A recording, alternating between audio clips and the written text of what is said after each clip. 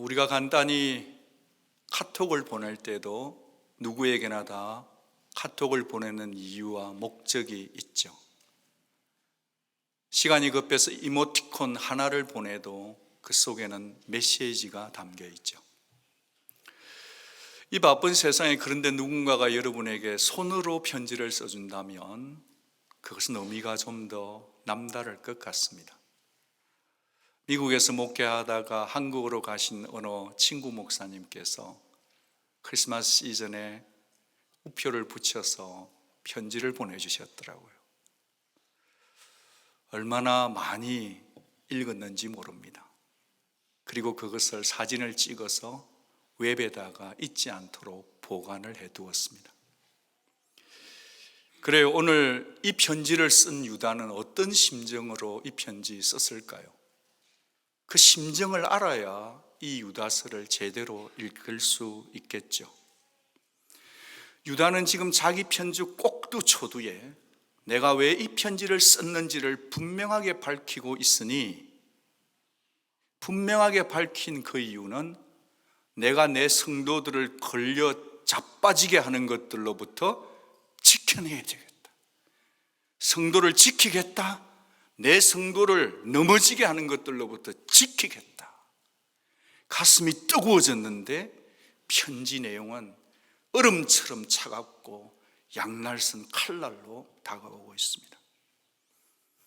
길이도 석 장도 아니고 두 장도 아니고 한 장이에요. 파피루스가 비싸서 돈이 없어서 그렇게 쓴 게 아닌 줄 우리는 눈치채자 하는 거죠. 빨리빨리 보고 받아 읽어야 되겠기에, 특정 사람이 아니라 모두가 읽어야 되겠기에 수신자도 밝히지를 않죠. 이런 편지를 쓴 이 유다가 누구죠? 예수님의 친동생이었습니다. 예수님 형 동생 살았으니까 아까 그 리더십 때 나온 애들처럼 육식 촉식 먹고 살았으니까 형인 예수가 어떻게 하나님으로 믿어지기 쉽겠습니까?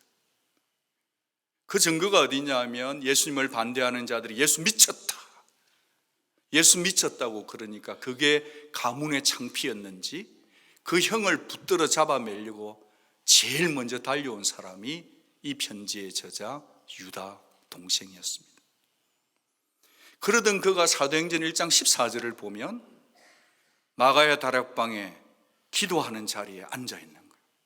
앉아있는데 성령이 임한, 어떻게 믿지 못하던 형으로 알았던 유다가 그 자리에 앉아서 있습니까? 성령이 임하고 부활 예수를 만나고 나니까 예수는 더 이상 내가 잘 알던 형님이 아니라 하나님인 줄 믿음 때문인 줄로 믿습니다. 원래 사람이 예수를 제대로 만나고 성령이 임하면 굉장히 겸손해집니다.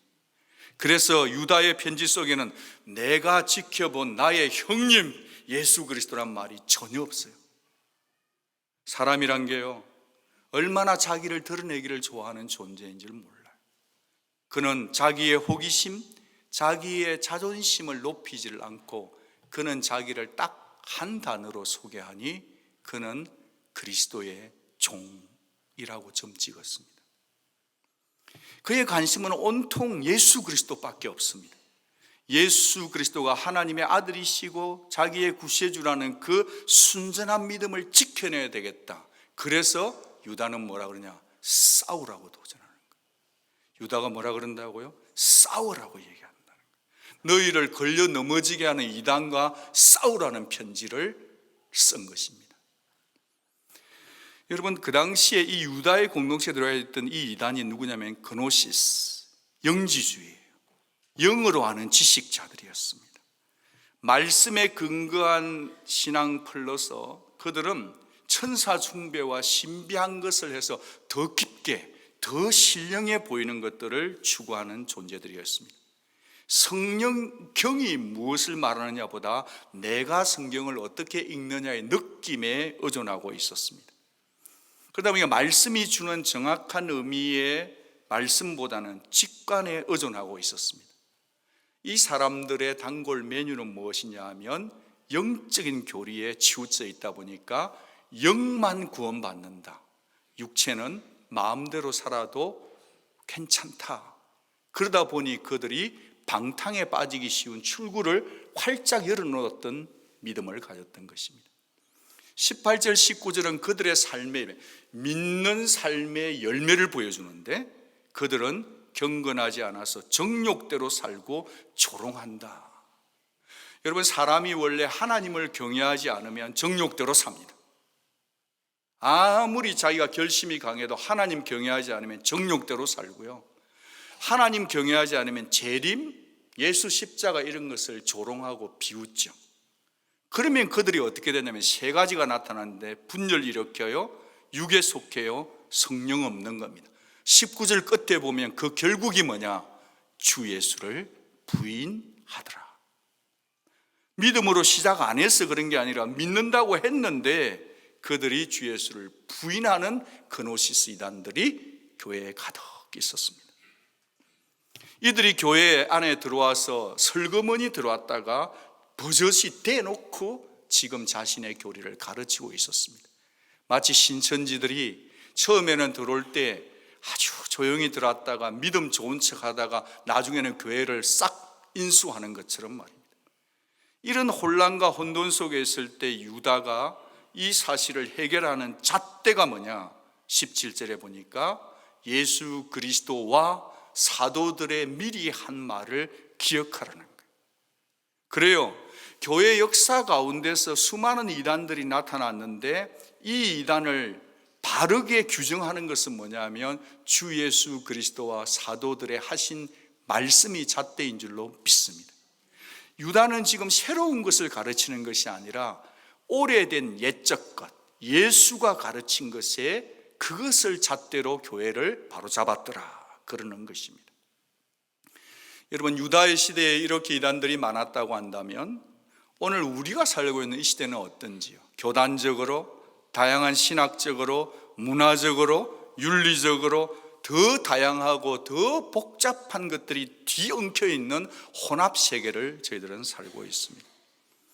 절대적 가치라는 게 사라지고 상대적 가치가 절대적 가치를 잠식하고 어택하는 시대를 살고 있습니다. 요즘은 전부 다 신 하나를 들고 다니는데 핸드폰 신을 들고 다니는데 아시는지 모르겠습니다. 구글링하고 유튜빙 하면은 웬만한 지식 교수 뛰어넘는 수많은 것들이 다 거기에 있습니다. 그래서 요즘은 정보가 신인 겁니다. 이런 세상 속에서 수많은 영적으로, 도덕적으로, 윤리적으로 우리를 타락시키는 수많은 것들이 우리에 가까이 있기 때문에 우리가 까딱 잘못하면 그게 털커덕 걸려서 넘어질 수 있으니까 조심해야 된다. 유다의 시대만 그런 게 아니라 오늘 우리에 살고 있는 이 시대가 실제로는 더 걸려 넘어지고 자빠질 것들이 많기에 도전하는 믿음을 가지기 위해서는 우리가 걸려 넘어지지 않도록 균형 잡힌 신앙이 필요한 줄로 믿습니다. 도전하는 믿음을 세워가기 위해서 저는 우리의 믿음이 순전해야 되겠는데 순전한 믿음 위에 자신을 세워야 된다는 관점에서 첫째로 거룩한 믿음 위에 자신을 계속 세워야 되는 거예요. 여기 유다서 1장 20절을 보면 너희는 너희의 지극히 거룩한 믿음 위에 자신을 세우며 되어 있는데 영어나 원문의 의미에서 빠진 게 있는데 그것은 continue, 계속해서 세워야 될 것이 빠져 있는 거죠. 여러분, 신앙인의 가장 기초는 뭐냐? 신앙인의 가장 터는 뭐냐? 그거는 바로 주 예수 그리스도임을 선포합니다. 사도 베드로가 이런 신앙 고백을 했습니다. 주는 그리스도시요 살아계신 하나님의 아들이십니다. 같이 한번 받아합니다. 주는 그리스도시요 살아계신 하나님의 아들이십니다. 이 고백이면 충분한 줄 믿으시기 바랍니다. 이 뼈대 위에 우리 교회가 하이델베르그 캐티키즘을 가르치는 이유는 말씀 신앙 위에 뼈대가 있어야 돼. 프레임이 있어야 돼. 그래야 세워지니까. 그럼에도 불구하고 복음이 뭐냐 하면 예수께서 우리 죄를 한 번에 영원히 용서해 주셨다는 것입니다. 예수 피 외에는, 그의 죽음과 부활 외에는 우리가 믿을 것이 이 세상에 아무것도 없습니다. 이 사실을 듣고 믿는 자는 지금 영생 얻는 줄로 믿습니다. 예수가 나의 죄를 위해서 죽으시고 부활하신 자를 지금 믿는 자는 구원받은 줄로 믿습니다. 그렇지 않으면 이 고백이 내 고백 아니면 우리가 교회 다닐지라도 우리의 신앙의 집은 무너질 수 있습니다. 다시 한번 주 안에서 부탁합니다. 주는 그리스도시요 살아계신 하나님의 아들이십니다. 우리의 구원은 오직 예수 피로만 가능한 줄로 믿습니다. C.S. 루이스가 쓴 책 중에 순전한 기독교가 있습니다. Mere Christianity입니다. 여기 mere라는 순전한이란 단어는 순전하다는 100% 순금, 그리고 점 없는 fulness, 그 의미 플러스로 뭐가 있냐면 거기에는 스칸달톤이라는 게 있습니다. 지금 루이스가 바라보면서 이 스칸달론, 넘어지게 하는 것들을 보면서 이 스캔달론의 스캔들이 나왔습니다. 스캔달론에서 걸려 자빠지면 안 되는 거예요. 그러면 스캔들 생기는 거예요. 그런데 기독교가 그 당시에 C.S. 루이스가 바라보는 기독교 성도들이 어떠냐 하니까 자꾸 복음의 본질에서 벗어나서 물을 타고 있으니까 물탄 기독교로 가서 자꾸 걸려 접어지는 거예요. 걸려 넘어지면 안 돼요. 우리 교회도 이번에 새롭게 공사를 했는데 거기에 저의 관심사는 아름답게 예배드리러 오기 위해서 힐을 신고 오시는 분이 걸려 넘어지면 안 되기 때문에 그거 상당히 신경 썼습니다. 걸려 넘어지면 안 되는 거예요. 그래 지금 C.S. 루이스가 그 시대의 교회를 보니까 이게 자꾸 물탄 기독교를 가니까 절대로 걸려 넘어지면 안 될 공통분모, 누구나 이것은 꼭 붙들어야 될 기본적인 바운더리 설정으로서 mere Christianity를 만드는 거예요. 저는 그것을 보면서 가룟 유다가 가룟 유다 절대 아닙니다. 혹시 여러분 주무시는 것 싶어서 제가 그랬습니다. 유다가 유다스를 썼는 것처럼 C.S. 루이스는 미어 크리스천리티를 써서 성도를 보존했다는 거예요. 걸려 넘어지지 않도록. 여러분 오늘 우리가 살고 있는 시대가 얼마나 많은 스캔달론, 우리가 넘어지게 하는 숱한 것이 얼마나 많은 줄 아십니까? 여러분도 여러분 나름대로 신앙생활 정리가 되어 있겠지만 몇 가지를 짧게 생각해 보고자 합니다. 종교다원주의입니다. 여러분 오늘 이 시대는 전부 다 진리가 하나라고 말하면 싫어합니다. 모두가 진리랍니다.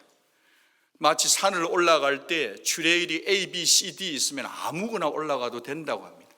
그러니까 오르는 것은 똑같기 때문에 이것도 좋고 저것도 좋다고 하는 것입니다.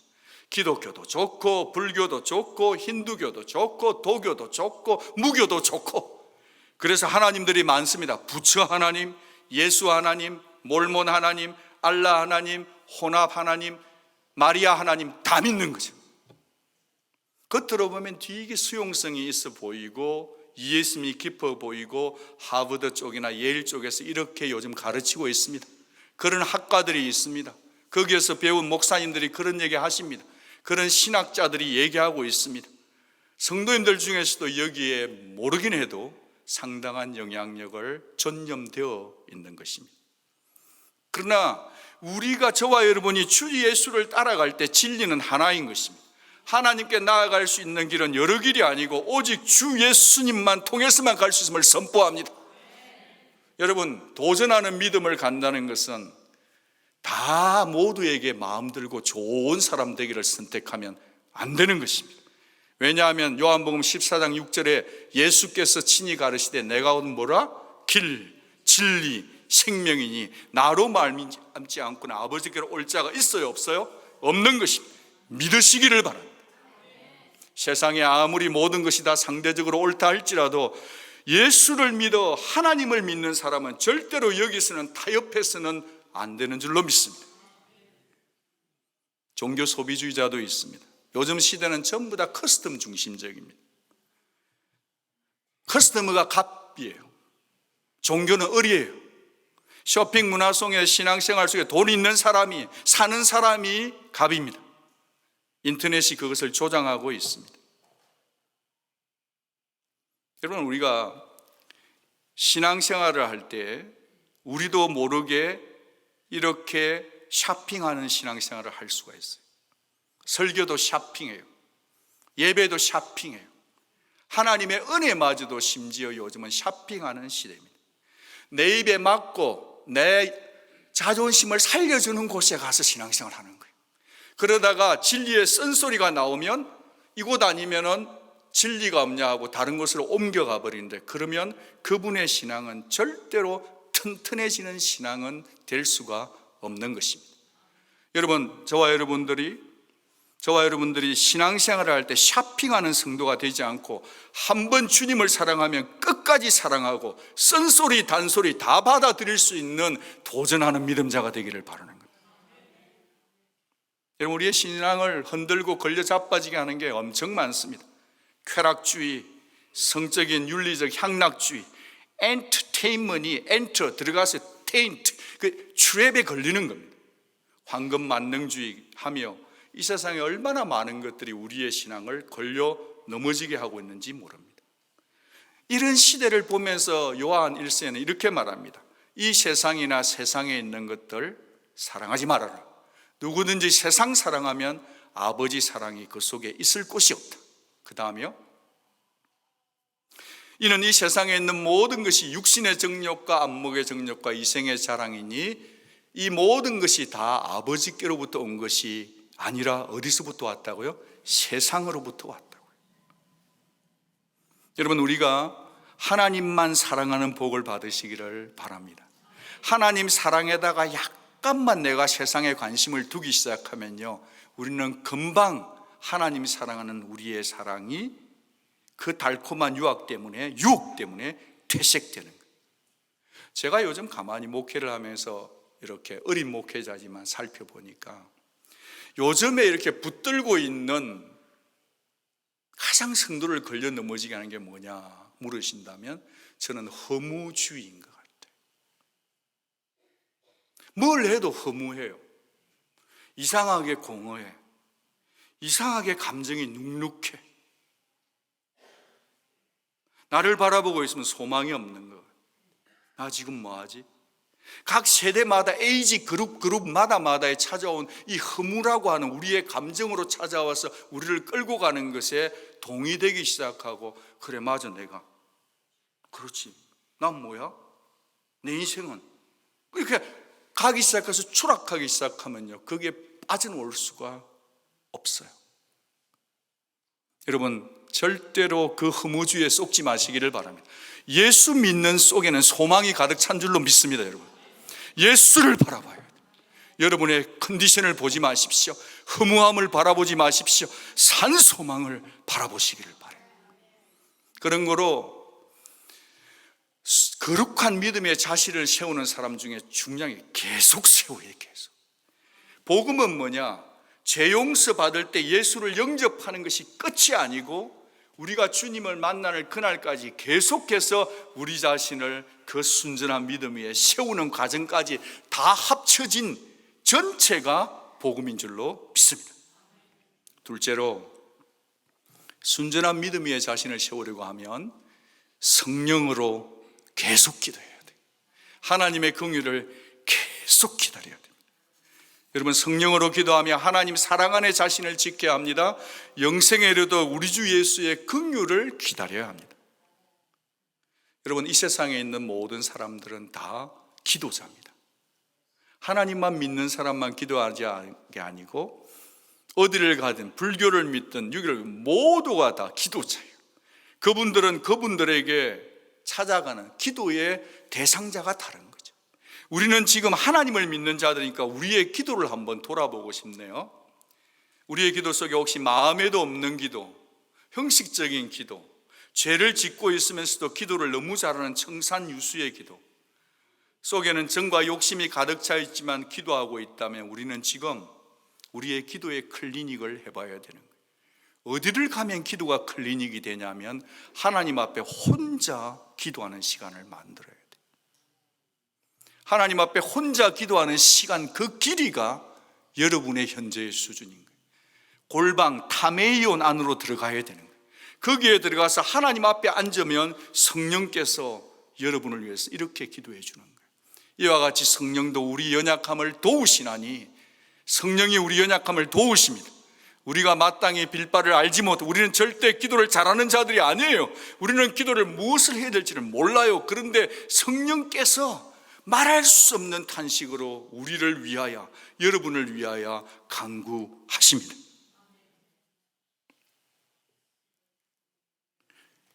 여러분, 성도가 기도하려고 하면 긍휼에 불타야 돼요.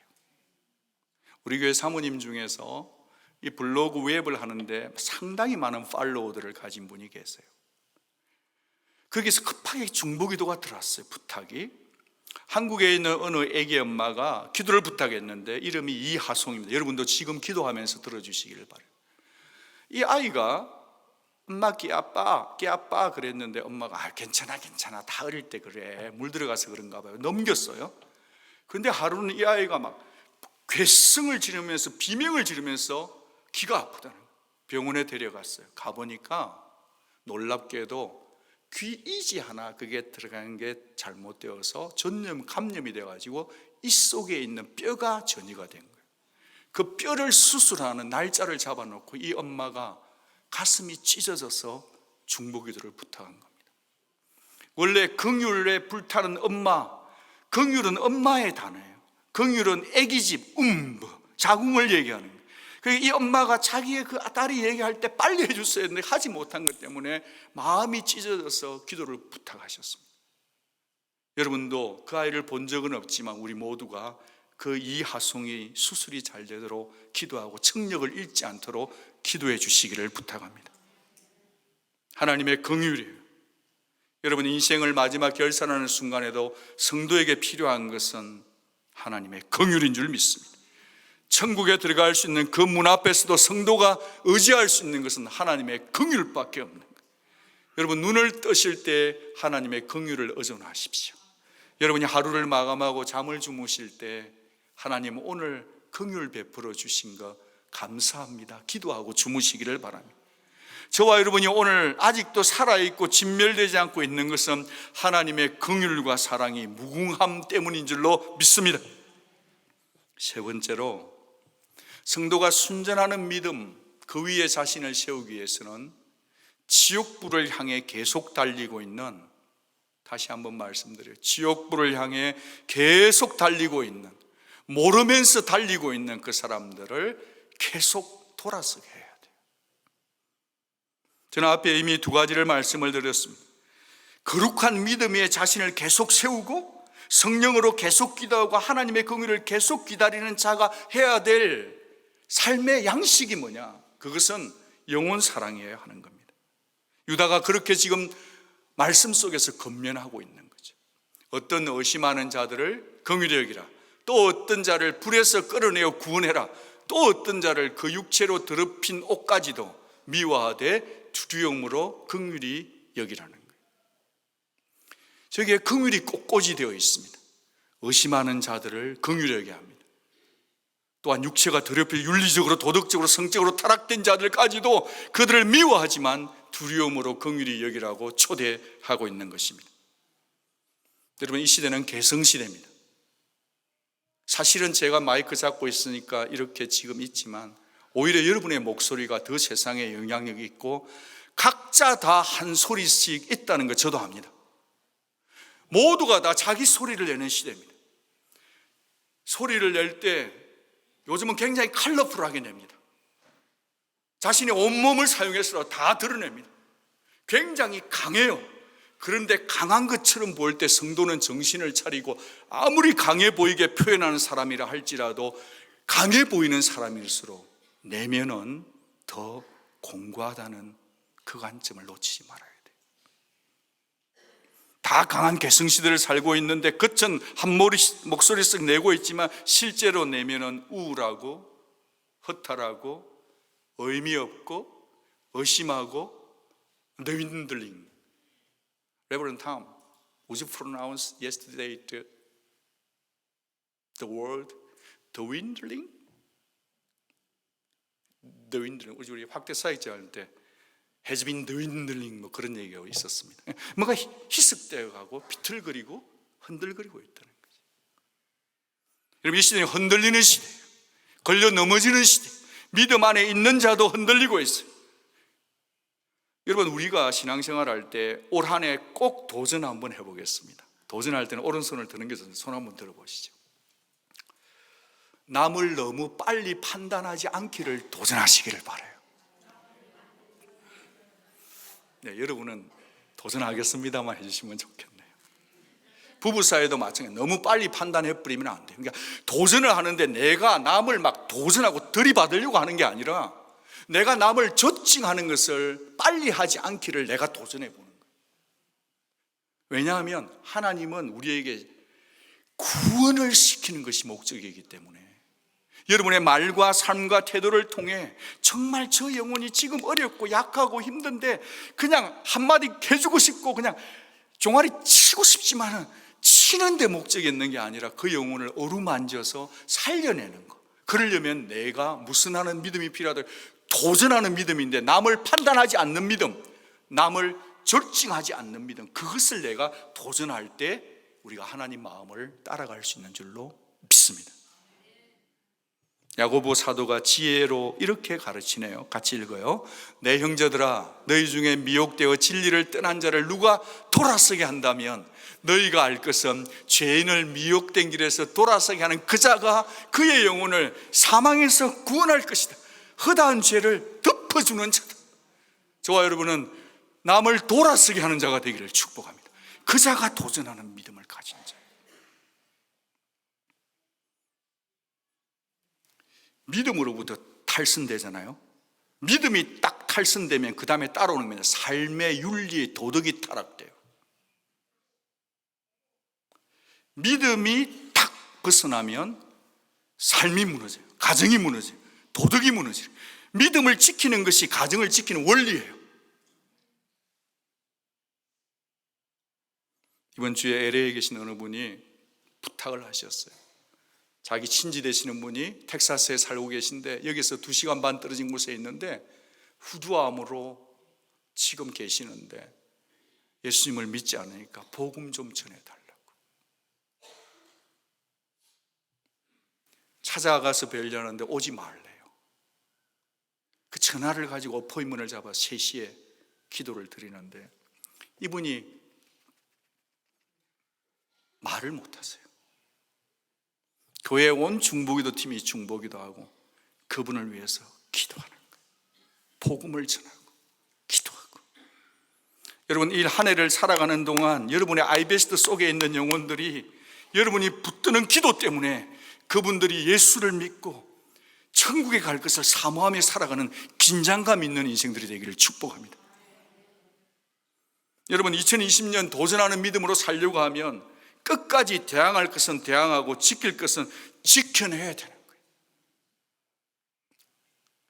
여러분, 남을 살려내고 건져내고 걸려 넘어지지 않게 해야 되는데 우리도 때로 쓰러지고 자빠지지 않습니까? 옆에 계신 분에게 한번 물어보죠. 요즘 괜찮습니까? 인사 한번 해보죠. 한 번 더 인사하는데 혹시 넘어지지 않았나요? 인사 한번 해보죠. 부부싸움 하고 왔더라도 오늘 좀 풀어요. 그냥 이럴 때 기회 줄 때 빨빨 푸는 겁니다. 그거 다 알고 제가 하는 겁니다. 한 번 더 하겠습니다. 넘어졌지만 일어납시다. 되게 우리는 연약해요. 우리 다 걸려져 넘어져 있어요. 이번 한 주간 내에 한 번도 안 넘어진 사람 아무도 없어요. C.S. 루이스가 이런 글을 적었는데 마음에 탁 와닿더라고요. 크리스천이 뭐냐? 크리스천이 성도가 뭐냐? 성도는 단 한 번도 실수나 잘못을 하지 않는 자가 아니다. 성도는 단 한 번도 실수나 잘못을 안 하는 자가 아니에요. 도리어 크리스천은, 성도는 자신이 지은 죄를 회개하는 자며 쓰러진 자신을 붙들어 일으켜 다시 시작하는 자다. 어떻게? 오직 자기 속에 살아계신 생명 되신 예수 때문에. 아멘. 성도는 실수 안 하는 자가 아니에요. 실수하고 쓰러지고 자빠져 있더라도 내 안에 살아계신 생명 예수 때문에 그분이 나를 붙들어 일으킬 때 다시 회개하는 자고 다시 살아나는 자고 다시 시작하는 자, 그 자가 성도인 줄 믿습니다. 옆에 계신 분께 인사하면서 성도로 살아봅시다. 성도는 넘어지지 않는 자가 아니에요. 넘어졌을 때 일어나는 자예요. 누구 때문에? 예수 때문에. 성도는 안 아픈 자 아니에요. 아픈 자예요. 그런데 누구 때문에 일어나요? 예수 때문에 일어나는 거예요. 성도는 돈 많은 자가 아니에요. 가난해도요, 예수 때문에 일어나는 자예요. 할렐루야. 이번에 한국에서 방문하신 어느 권사님과 그 아드님과 함께 잠시 점심 식사 교제를 했습니다. 여기 당사자가 계시니까 조금 실례입니다만은 그냥 조심스럽게 나누고 싶어요.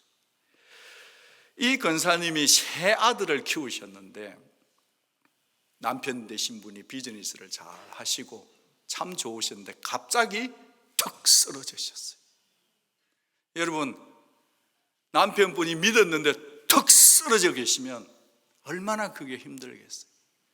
그런데 또 아드님 중에 한 분이 몸이 많이 아프신 거예요. 여러분, 이게 남편 아프시고 아들 아프고 하면요, 참 그 어머니의 그 무거움을 누가 알겠어요. 이 어머니 권사님이 젊은 날 기도는 그거였답니다. 하나님, 세월이 좀 빨리 가게 해 주옵소서. 세월 좀 빨리 가게. 그래서 날마다 우셨대. 왜요? 우리 아픈 아들 빨리 커서 어른 되게 해달라고.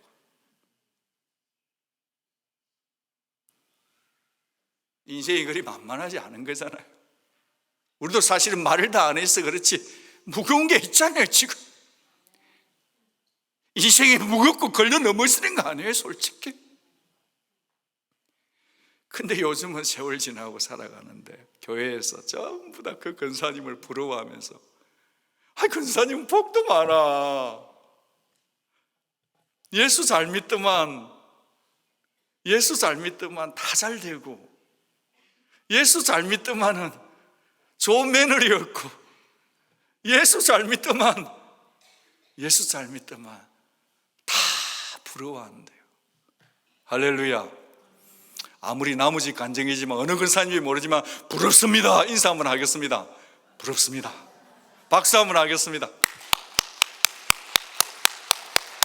좀 쳐줘요. 그래야 여러분도 어려울 때 누가 기도할 거 아니에요. 할렐루야. 지금 뭐 복 받는 얘기하는 게 아니에요. 그 걸려 자빠지고 죽겠는데 누가 이렇게 했냐는 거지. 누가. 예수 잘 믿더만, 예수 잘 믿더만. 할렐루야. 지금 아무리 어려워도 예수 잘 믿으세요. 지나갈 겁니다. 잘 됩니다. 예수가 생명인 거예요.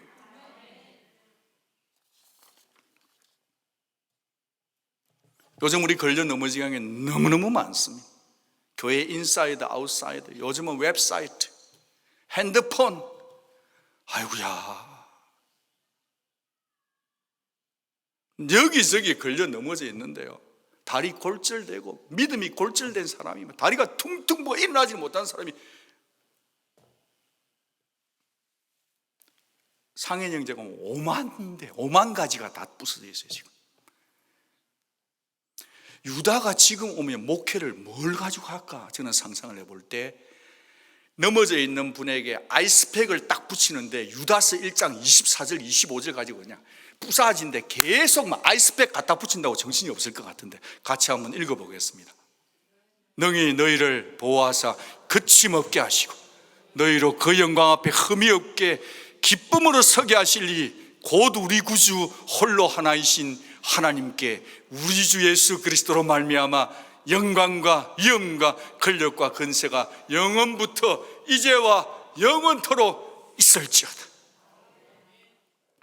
세상에서 가장 좋은 아이스팩입니다. 여러분, 갖다 바르시기를 바랍니다. 골절되고 부사졌을 때는 차가운 걸 갖다 대야 돼요. 말씀으로 여러분의 골절된 데 갖다 붙여서 능히 일으키실 예수를 붙들고. 누가 여러분을 능히 보호하십니까? 예수요. 누가 여러분이 흠이 많은 여러분들을 하나님 앞에 서게 만들겠습니까? 오직 예수요. 이렇게 어려운 우리들을, 부족한 우리들을 누가 거룩하신 하나님 앞에 세우겠습니까? 누굽니까? 오직 예수인 줄 믿습니다. 기도하겠습니다.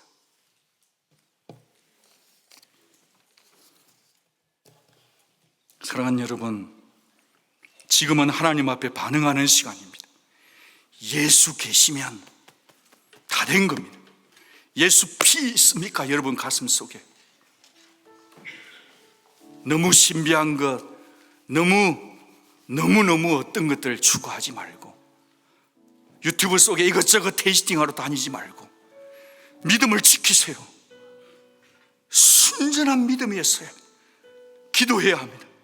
성령께 가야 합니다. 예수께 가야 합니다. 이 시간에 우리가 능히 우리를 구원하실 예수를 붙들고, 지금 혹시 걸려 넘어지게 하고 어려움 속에 있고 몸도 아프고 마음도 아프고 생각이 아픈 분이 있을지라도 능히 우리를 새롭게 하실 예수로 그냥 아이스백을 팍팍 붙이면서 기도하면서 골절된 것은 바로 세우실 예수를 붙들고, 여러분의 자녀, 신분, 미래, 건강, 관계, 이 시간에 예수님 의지하고 살려내는 인생 되기를 바랍니다. 성도는 죄 안 짓는 자가 아니에요. 지었을 때 회개하는 자예요.